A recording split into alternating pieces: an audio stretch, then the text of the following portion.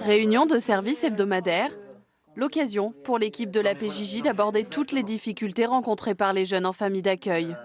Mais aujourd'hui, c'est surtout le cas de Maïva qui monopolise les échanges.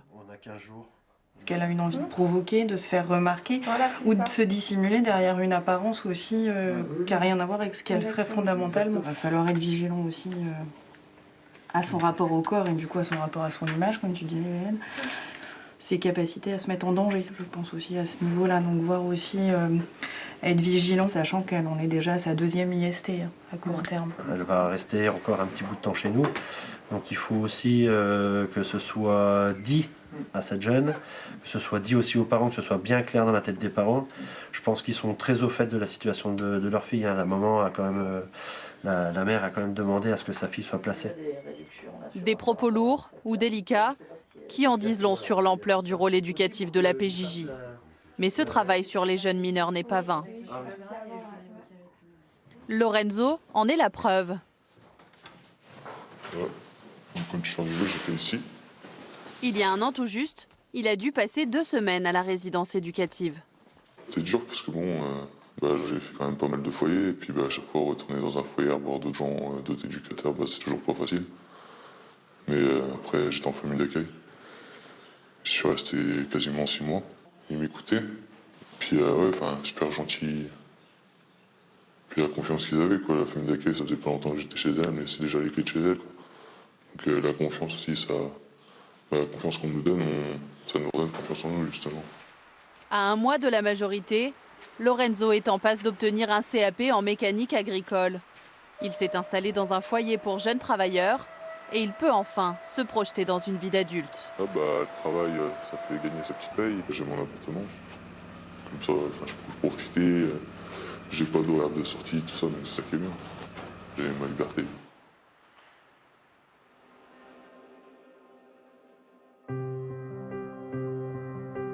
À la PJJ, les mineurs saisissent très vite les épreuves qui les attendent s'ils refont un pas de travers.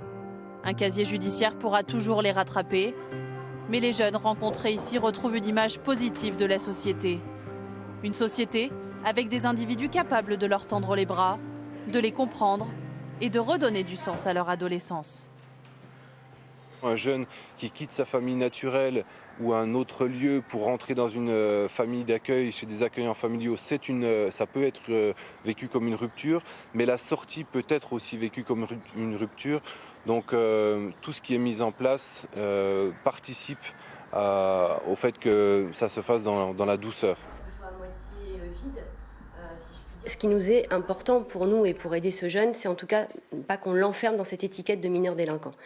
Un mineur, il a pu commettre un acte de délinquance et pour autant, il a aussi plein d'autres choses en ressources et en compétences et c'est pas pour cela qu'il va rester délinquant toute sa vie. Plus de 80% des mineurs que nous suivons ne réitèrent pas ou ne récidivent pas. Donc ils se réinsèrent complètement dans la société et ne posent pas du tout de problème pour leur environnement comme pour eux-mêmes et ne se mettent pas non plus en danger. Il faut beaucoup de patience, mais de persévérance. Mais en même temps, si on n'est pas là pour le faire, nous, on a cette obligation de croire en l'enfant et en ses capacités.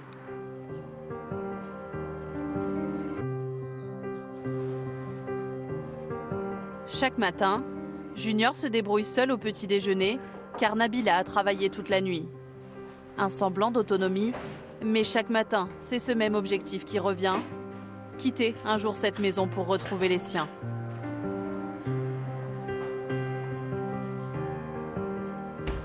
Pour lui, comme pour Nolan, Timéo, Maïva ou Christopher, il y aura encore des matins brumeux devant eux.